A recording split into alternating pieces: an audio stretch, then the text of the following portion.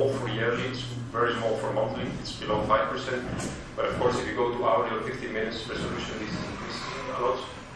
But it's normal, and if it's used correctly, again, I go back to what I said, I repeat again, if it's quantified, then there is not a problem.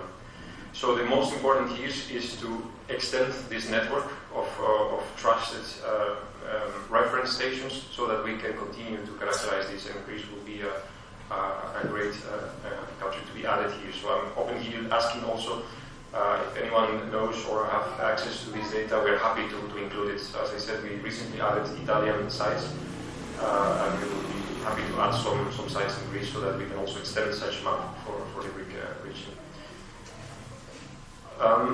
This is all the type of product that we recently launched. It's really fresh. These are solar index maps. So with this data, and this is an example of how, if we have correctly characterized data sets, we can generate products where then we can take further steps into it and do additional services around. So these solar index maps show basically the variability of the resource. So as we said at the beginning, for the example in the Netherlands, we know that the resource vary every year. So there is a standard deviation or a variability of the resource that we take into account for our calculations. And then this type of maps shows us as well how the resource is changing on a yearly basis, but we are also generating now monthly maps that it can really show us how it's impacting this variability to thousands of PV systems installed across Europe. You see, for example, this is a map for 2017, and you see that it was a very good year, actually. So this shows 2017 compared with the long-term resource. So it shows that actually 2017 was a positive year for mainly all southern European countries, so almost all, except for north of Germany perhaps, or Poland. It was a bit lower than the average. So this means that the cash flow of these plants around this were impacted directly. For Greece was a very good year as well. You see here on the left-hand side the African map. In Africa, of course, the resource is less variable than in Europe, but you also see some interesting patterns in the sub-Saharan region, so which is also now an area that is developing, that we are working together with Solar Power Europe to promote these kind of tools. And if we take a closer look to monthly maps, I'll go there in a minute. We will see that this has also can have some added value for your daily operations to spot issues, or to leave aside some issues or not issues, because actually, for example, if you are getting a low performance ratio or low yield compared with expected, then you can see that this immediately was due to low resource compared with other years, or was actually a good year, and why my plants are performing less than expected. So a lot of additional things can come out from this type of initiatives. I show here the year 2016, for instance. In contrast, I will just go back. So you see 2017, for example, was a really good year. You see really values of about or almost 10% more than the average irradiation in many places, like in Italy, for example. But you see that 2016 actually was not such a good year. In many places was around the average. In other places was actually below the average. And this explains immediately why, of course, the production of many systems was affected. And as I said before, so these are a closer look into monthly resolution. Of course, at monthly level there is much higher variability. It means that, for example, here the last 2 months, January is compared against the average January irradiation. And you can see that, for example, it was a very dark January for us in Belgium, most of France as well. We had really cloudy days, and it was one of the darkest Januaries probably in the last years, and this map is showing exactly that. Whereas in February this was inverted for us. We had a really sunny February, where we had really nice clear skies, but you can see that in Italy and Greece was not the case apparently. So February was actually a darker month somehow than the average February month. So if you are interested on this, you can subscribe to our website and you can receive every month the updated maps. And we will be happy to discuss also with you additional opportunities for other services, for any detailed analysis you want to run. For example, we can perform specific assessments of long-term variability or trends in any sites, and I will be happy to discuss any other possibilities. As I said, you can access this through our website, solardata.3.eu, or contacting us directly, of course, and then we will be happy to support you. As I said at the beginning as well, so this is fully integrated in SynaptiQ, so we have all this data, and all this data is powering the calculations in SynaptiQ. but we are also commercializing this in a separate webshop for customers that need the data for their own calculations, both in a webshop or through an API service for large volumes of data and direct machine-to-machine connections. So now let's make a link with all this to the monitoring data. So I put this as a background information so that you understand better what type of data are we using and how do we use this together with monitoring data to perform a better forecast. We've seen a lot of things already. We discussed about data, but the question I raised at the beginning as well, how can we benefit from this? And what I said already, and I covered in previous slides, at 3 weeks we're benefiting from this by running automated health scans. So the PV health scan that Vasilis mentioned already, and we are developing a similar tool for wind, help us to detect automatically some issues, timely some deviations, and I will show some examples, real examples, to show how this can help in your daily operations to detect a deviation in time before an actual fault happens, or before you lose a week or a month or a large period of production. And of course we use this data to improve our solar and wind power forecasting. So a brief introduction to the PV health scan. I will not go in detail, but I wanted to also share with you this, and also make a link of this type of tool with the forecast. So the PV health scan is actually an automatic fault detection and support diagnosis tool that reads all the data. So remember the first slide on the power of data. We collect the data first, and then we sort this, we organize this data, and then we analyze the data. So the PV health scan is actually organizing and analyzing this data, thanks to the first step that is importing the data in Synaptic. We then run this automatic fault detection algorithms, and this can help to detect a lot of issues that I will try to summarize in some few examples. This figure here shows an example. I think this is data from more than 600 plants monitored in Synaptic. These are real plants, and you can see the expected production of the plants. So of course we will expect that most of them are as expected, so that the business model with the best models we are using, and the plants perform as they should. The majority of them, we see that it's the case. We see also some plants that are actually performing better than expected, and that's great. But we see many, and actually the tail is very long towards the other side, which means that actually a lot of plants in reality are underperforming, and this means that we are losing. So of course, we want to bring all these plants to the other side, at least that they perform as they should, or even better. And this can be done thanks to tools like the health scan, for example. I show here some examples. These are anecdotal, of course, but these are real cases of things that can go wrong in solars. These are pictures we took from visits, real visits to the sites, going from simple stuff like shading, grass growing over the modules, soiling. In many cases, this is really a big issue. Bad installations, even birds building nests on top of inverters. And if we can continue there, even if you Google just things that can go wrong in winds, you will see amazing stuff as well, and I know you're aware of it. So the main purpose of this is to detect small deviations. So of course, if something stops working, we will notice, and we don't need really an advanced monitoring system. But what if small things start affecting our production? We will not notice. We will only notice maybe when it's late or when we already lost our production. For example, in soiling case, you can see, of course, if you go to the site, you will see that it's oil, but can you detect this timely or in order to plan an intervention? And luckily, as we said, automatically, that this can be planned. For instance, if the health scan runs and detects that it is a certain degradation that is due to increased soiling, for instance, an intervention can be planned so that someone goes to the site between the modules. Or if we see, for example, that the inverter temperature sensor is increasing more than the normal, then we can also set up an alarm and actually plan an intervention because this is out of range. So the PV health scan idea came out of a human health scan, for instance, when we go to a doctor's or to an hospital and we do a health scan to check how our cells rot, how our parameters are according to expectations. It's the same, so we try to do the same here into PV plants and wind farms in the future to really characterize all the normal operation, and what is deviating from this can help us to trigger some alarms. So basically, problem solving requires, of course, insight and time. So this is how we can help, because all these tasks can be done by humans. We're not saying that machines will replace us immediately or at least right away. So expert teams can do this task, of course. They need experience. They need a lot of insights, so they need to know what to look at. Most importantly, they need time. So if we have the time and the resources, we can do this.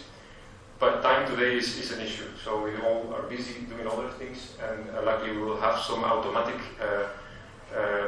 machine learning or data analysis that can help us to detect this. This is just the agenda of my course, for instance. You see, it's fully booked, so there is no time actually to look into detailed things, and here is where we can help. So here is where our intelligence and this kind of software can actually bring you an added value. Here are some examples of assessments that we can do with the health scan. For instance, as I said, it's a software-based service, so it doesn't need any hardware. Once the plant is connected to our monitoring platform, SynaptiQ, we read all the data. We organize this data with the correct configuration. So the first step is to configure correctly the plant, of course. Otherwise, we will be comparing different things. So we need to really know every single device that is connected, what it is, what it represents, so that we can characterize. Reads all this detailed information and then can perform automatic analysis. So as of now, as Vasily says, we've done this for many clients already on a request stage, and we've proved with a lot of examples that I will show some few of them. But the next development that we are working on now is to ultimately have a button simply that you can click, or you can schedule it to have it every week or every month or all the time running ultimately to do these automatic alarms. Examples shown here are very specific, but I can just quickly explain it. These are nice plots, of course. Just simply, in simple words, the first one is a sensor check. So basically, we continuously check the sensors, the radiation sensor, and here you see, for instance, a small deviation. So by looking at the data, we can detect if, in this case, it's a pyranometer, a radiation sensor, is a bit tilted in a different direction. While it's supposed to be, for example, a 25 degrees tilt and facing due south, it's maybe 25 degrees tilt but facing a few degrees towards another direction. So with this type of analysis, we can exactly detect by reading the data. We don't need to go to the site, but simply by reading the data and looking at the satellite, we can get additional information, and we can give really precise estimates of the deviation of the sensor, and if this needs to be recalibrated, reinstalled, repositioned, or any others. And the other plots show a bit deeper analysis into the inverters, for example, where, of course, single scatter plots can help us already to detect some things for the visual, for the human eye, or more advanced plots on dependencies of voltage and current and so on. So the more data we have, the most advanced analysis we can do. That's what was one of the questions as well. If we only have inverted data, for instance, or plant aggregated data, of course, we won't be able to do a deep analysis. But as you start having more stream level data or so on, then you can of course do much more things. But it's not that we cannot do others, but the more data you have, the more analysis you can do, of course. And then you will see the power and how this data can help you. And that's actually the price of having, for example, a data logger, that was one of the questions, I think that can be paid off very quickly by having this type of extra analysis that can help you to save some money. So as we said, with the health scan you receive an analysis of fault detection with an automatic report that tells you all the health status of the plant. It can be that everything is right, and actually we recommend also to run a health scan at the beginning. So when a plant is installed after commissioning, you run a complete health scan so you have documentation of how the plant performed correctly. And this you can use as a benchmark. So afterwards, after a month, 6 months, a year, you can perform again a health scan, and then you can really see and compare and use as a benchmark the initial report. I will show, I think, 2 or 3 examples that I added here to a bit show how this can be interpreted, because of course it's a long report that you get, but with a lot of insights and with training from our side, you can understand easily this type of outputs. I use again here an example of a solar plant. You see on the figures the conversion chain from solar to energy injected into the grids. It's very simplified, but you see the different steps, of course. And we make a link of it by modeling each of these steps. So we know the solar resource, we know the PV modules that are connected, we know the inverter types, and we can model each of these steps if we have the characteristics of the devices. And we can then have an expected model of what the plant will be producing or should be producing, with, of course, a margin of error. Again, that's important what we said at the beginning.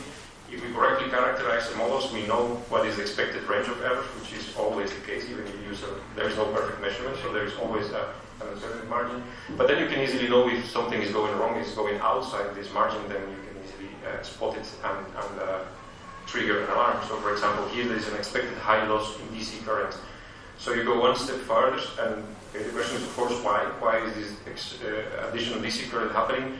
And the health can check different steps on the plant and can help to see in this example, you see really a strong degradation of two inverters. This was a simple example of a 2 megawatt plant in Belgium. And you see that both inverters are really degrading systematically. And this is a really strong deviation, so it's the order of 2.4% per year, which is much higher than the expected. Expected values, depending on technology, are around 0.5% per year or maximum 1% per year, but 2.4 was a lot. So the analysis, the automatic assessment can give you a probable root cause. Of course, it's not smart enough like a human that can tell you exactly what it is, but it will give you a list of probable root causes, and it's of course then the decision, it's in the hands of the expert of deciding are going to the field. In this case, for example, the report says this can be a hotspot from shadow or soiling, and there can be also a degradation of the PV laminates. With this information, the expert, the owner, can really take the decision and say, okay, it's time for a thermography, or maybe even a warranty claim. I think in this case was a warranty claim towards the manufacturer of the module, so that because it was a higher degradation of what was warranted. So this is a good example of if you would not have run this assessment, it will be much more difficult, or you will probably notice, but maybe only after 3-4 years when your production is much lower than expected. And then it's late. You already lost 5 years of production, for example. Whereas here you probably only lose 1 year or less. In a few months you can already detect the initial trend. Of course, here the example shows that it was long periods, but already in the first years you can detect the strong trend. Another example, in this case, system 300 kilowatt big rooftop in Belgium as well, where we here see the yield of different inverters. We see that they start together, so as they are expected, because there are similar inverters with similar, with same conditions, so same number of modules connected.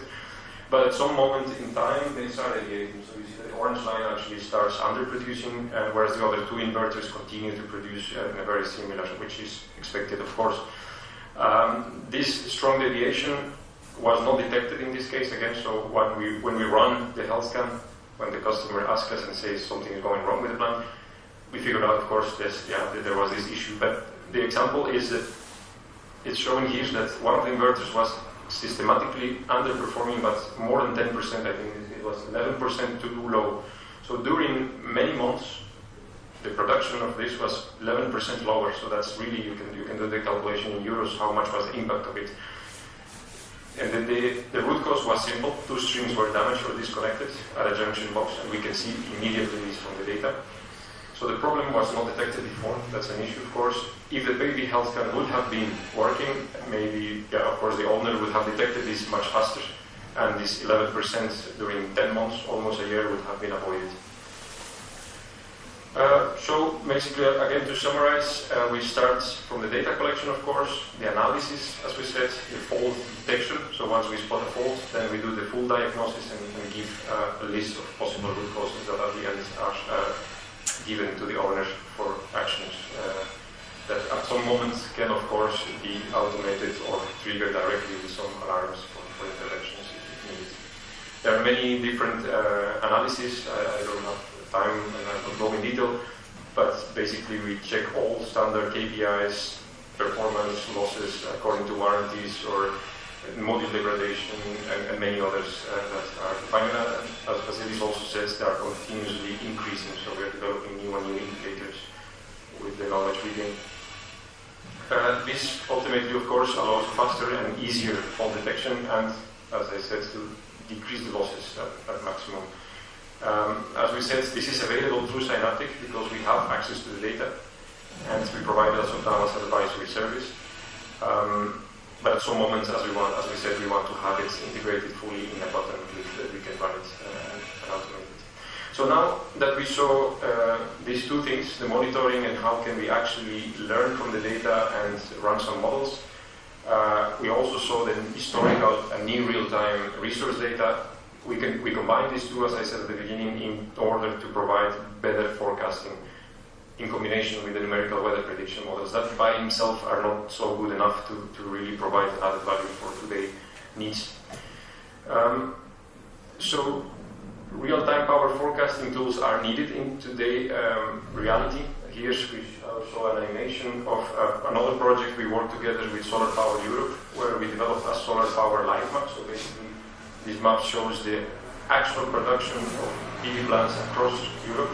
So you can go to the website through solarpowereurope.org, live map, and you can see we basically collected all the installed capacity of all these countries at regional level in many cases. We combine this with the radiation data, 15-minute resolution, and it's updated every 15 minutes. And it's helping us to track how the PV is really, it's being injected into the grid. The example I will show here is for one day in June, so a sunny day in the summer. And it's showing that, of course, plant operations are impacted, absolutely, but the energy management is also an issue. The grid needs to account for this. We are all aware of it. Because in many places, as you see, the sun starts going up and rising up, and of course there are places with a lot of installed capacity that in many cases around noon hours surpass the 50% of electricity demand that was covered by PV alone. And in many other places, even in Greece, was close to 30% during these noon hours, and this can start generating some issues. And that's one of the main reasons why, of course, forecast is needed. We need to beforehand know about these fluctuations, this impact into the grid. This energy trading is today also a big topic that needs advanced tools for forecasting in order to really account and reduce at maximum the losses to improve or increase our profits. So the different market segments that we see, of course, and we are aware of where we can use the forecast is starting from optimizing the O&M planning. So by having a forecast of 10 days ahead, we can easily plan when to go to perform an intervention in one of our plants. But we can do more. So we can really start exploiting the power of our data. As we saw, we can run automated health scans. We can really detect issues and link these to with an intervention with a day, for example, with low solar radiation, so we minimize our losses.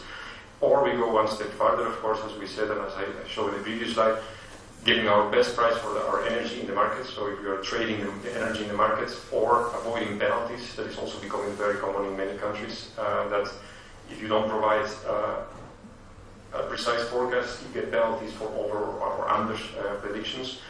And at the end also, batteries and storage is a topic that is increasing very quick in Europe, and a good forecast can help us to optimize the energy management and the storage as one of the examples. So, as I said, the new requirements are mainly more frequent and accurate projections for both energy trading or grid stability as well. And as I said, penalties if projections are not realized. So this really points us that advanced forecasting, that, for example, the one we provide in SynaptiQ is becoming a crucial cost-effective tool for increasing our profitability. So we will try to show why in the past, simple numerical weather predictions were used to forecast the weather. As we now can check also the weather, how sunny it will be the next 10 days or over the weekend. This was enough for operations, but today that the injection, the penetration of renewable energies is so high in the grid, and the variability of the resources is by nature high, we really need to have more accurate tools. And now, thanks to this, of course, well, penalties are not good, of course, but if we have the tools to minimize these penalties, this can help us to increase our profit, ultimately.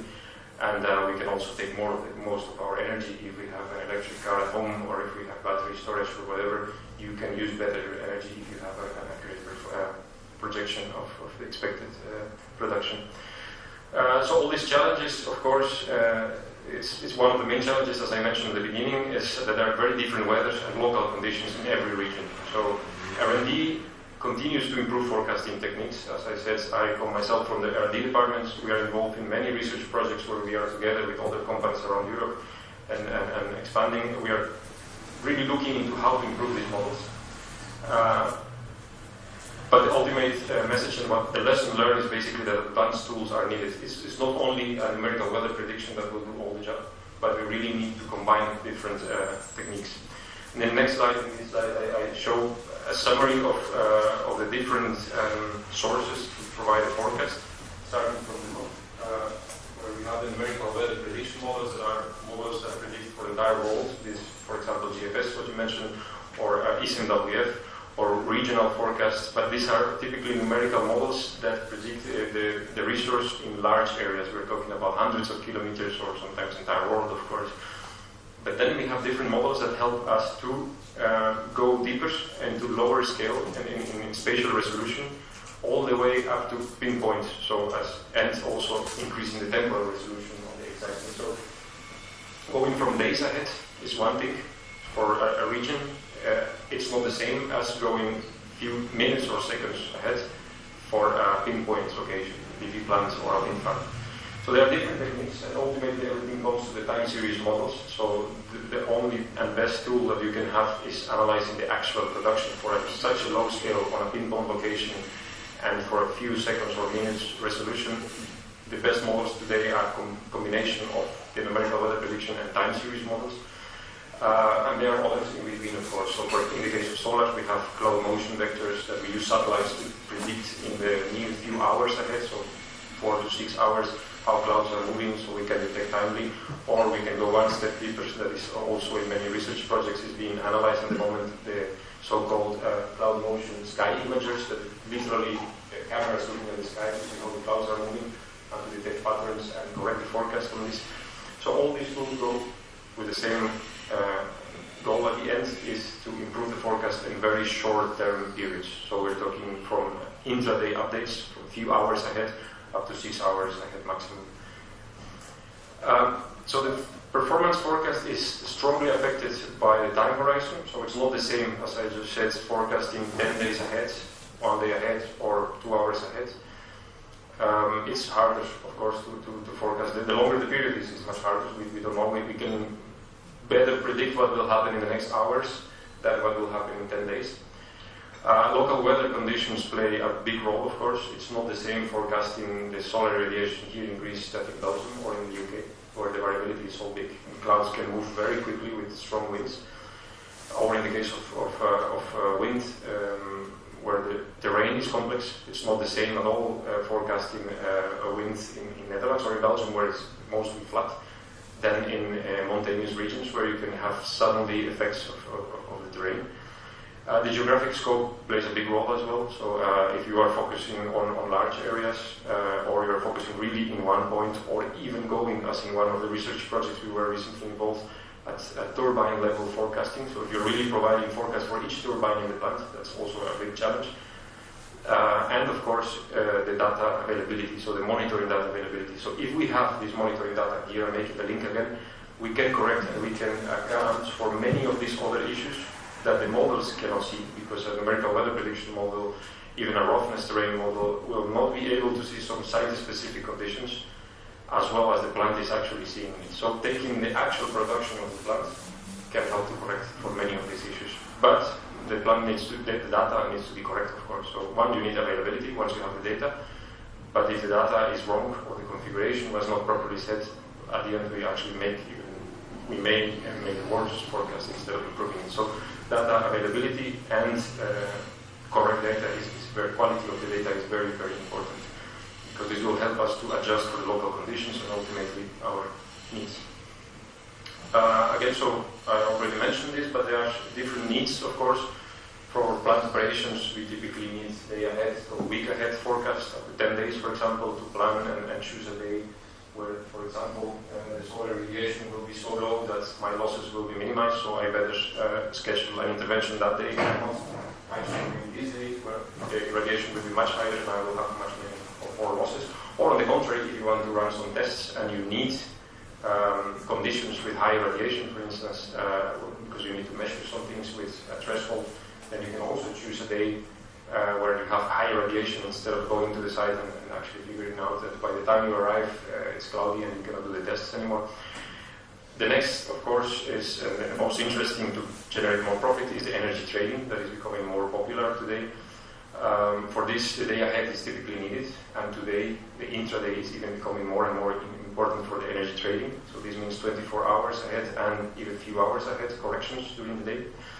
And for grid management, the intraday is important. The grid operators need to have information during the day with corrections every hour if possible, or even minutes in some cases, to readjust the capability. The example here shows a combination of different models. Again, I will not go in detail, but it simply shows that there are different models going from only using a numerical weather prediction model can be good, but as we said, not enough for today's needs. Best thing is combining, of course, different models, and here we show with one of the curves that the optimal will be a combination of an ARIMA, so a statistical model with MOS correction, with the numerical weather prediction to better or to improve the forecast for short horizons. So we start with a few hours ahead, and of course it's normal that the error increases the farther we go, as we said, because the resource changes and it can be some changes, but the best models for very short time frames, so a few hours ahead, are really the combination of the time series of the statistical models with the numerical weather prediction models. And of course, there's always a margin of error, so that, again, we come back to it first. I mentioned if we correctly characterize this error, this can help. This is crucial, this is the information that our customers need as well to know the expected ranges of uncertainty. Yes? Why the error increases over time when we use numerical weather prediction, the red line? I see that they increase the error for the first 4 or 5 hours. I don't think it's really, it could be in this case, but it's not representative. It's not expected that the error will be decreasing so much. It actually, in my experience, increases a bit, but it's rather stable. But if you go, really, it's only 6 hours ahead. If you go to 10 days ahead, the error will increase further.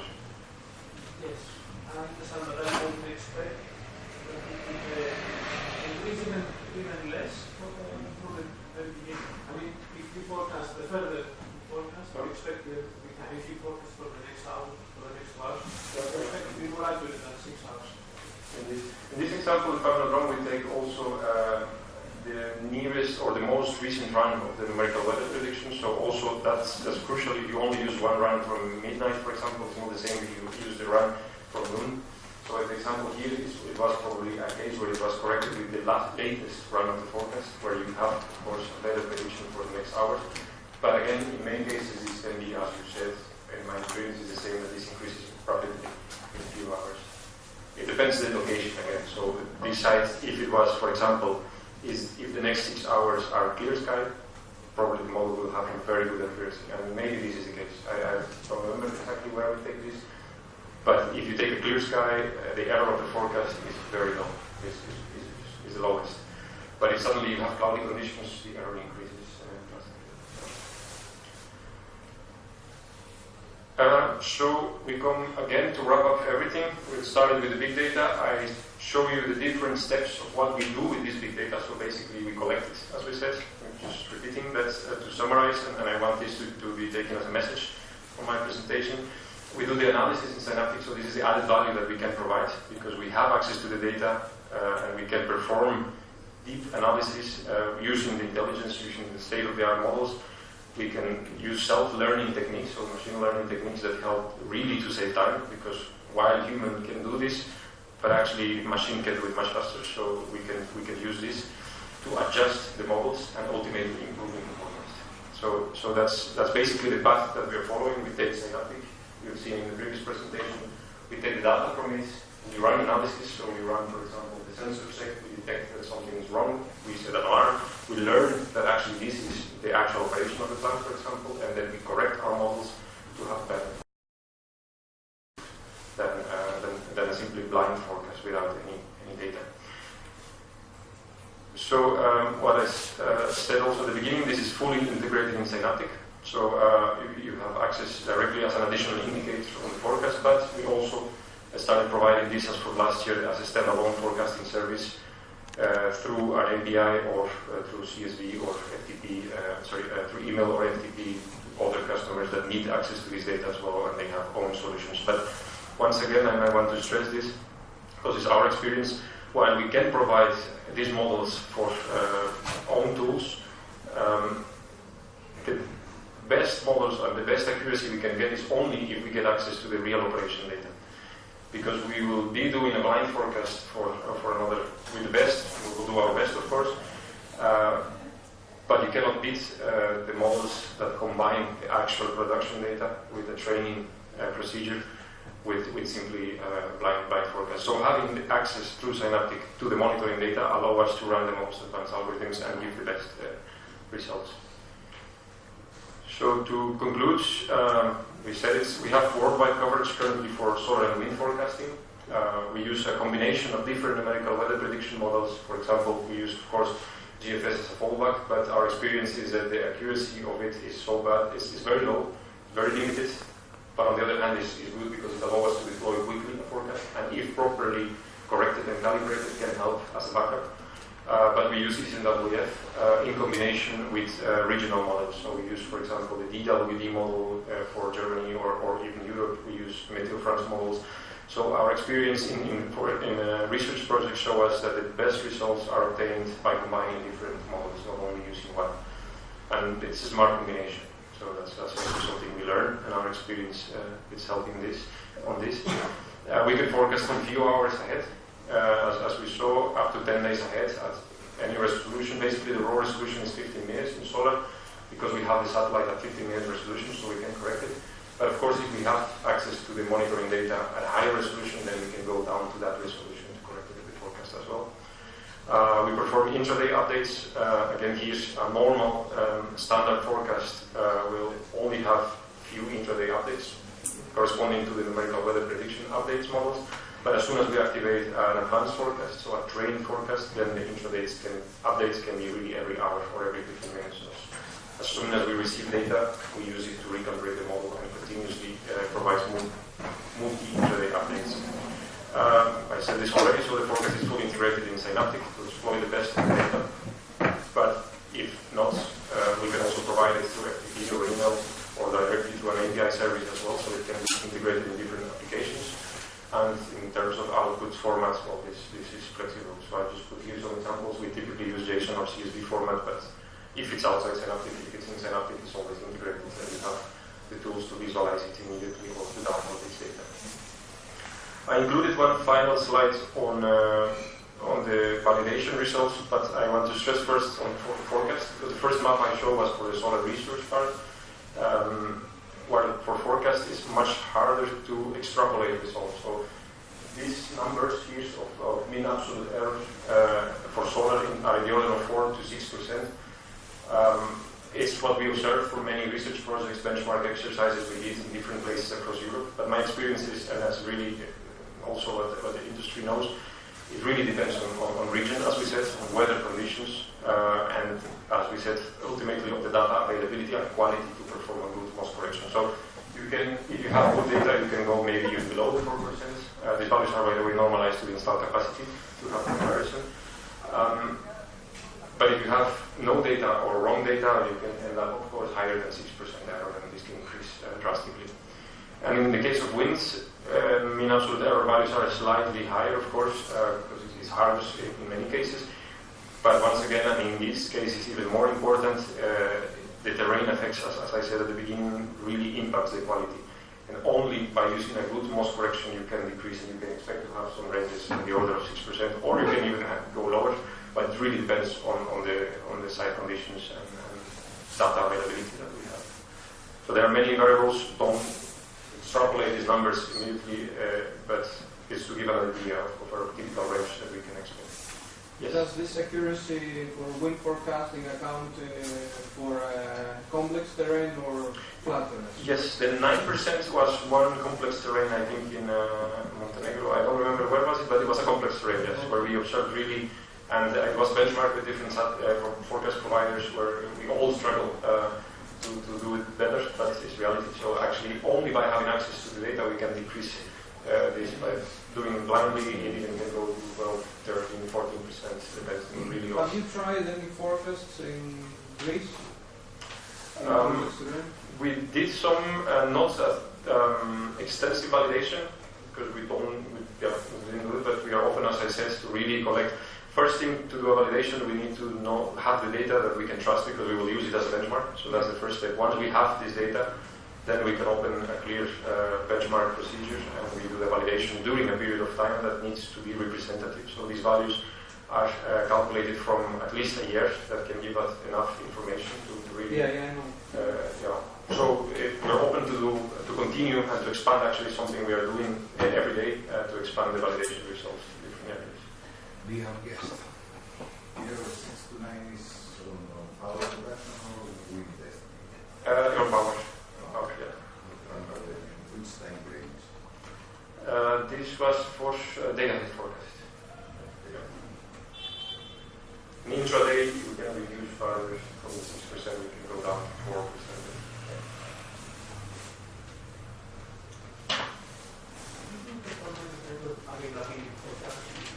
So what happens if you predict something for the day?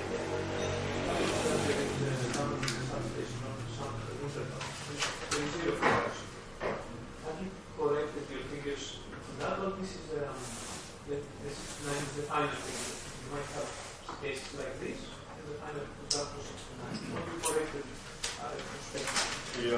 in this range, I think it was not included in special cases, but we had a recently benchmark where we had special cases like this without, we were not notified about these unavailabilities, and the task was actually for us to figure out when the ban was unavailable.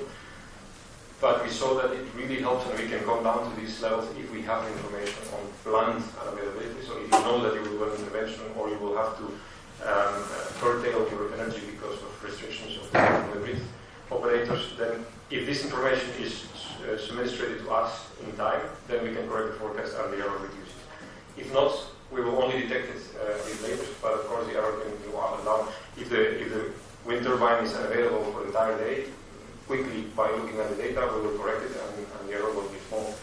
But if the wind turbine is, for instance, just curtailed at some point and then suddenly goes up and down again, of course can increase. So ultimately it goes everything to the data, to the information. If we have this, and this benchmark was interesting because we had the chance to compare both scenarios. So without having any information on plan unavailabilities or curtailment, or having all the information about it.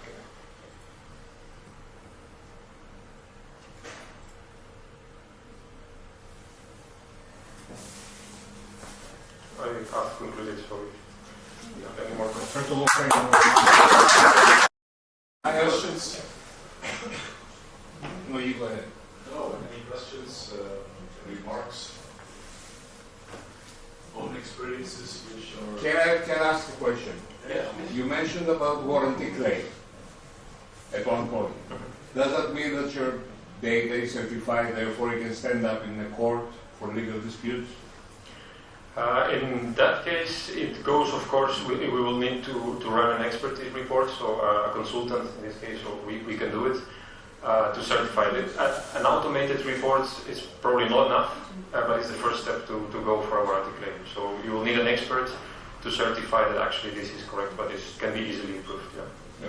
But it's a very relevant question in the sense that as we are independent, our statement and the statement coming from SynaptiQ is accepted as an independent reporting, and in that sense it can be used in a legal dispute.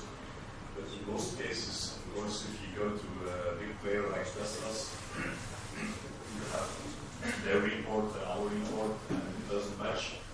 You discuss, and usually it doesn't go to the court, but you go to a conclusion, supplements in between, and then you don't go to court, but at least you have an independent statement from a company which is accepted by investors and big players. So you have a strong case with the SynaptiQ report, that's what you say? Yeah, definitely. Yeah.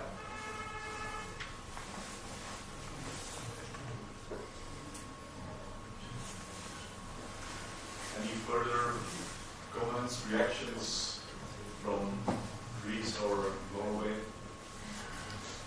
Now's your chance. The first time in history that Norwegians and Greeks are in the same room and for 8 years.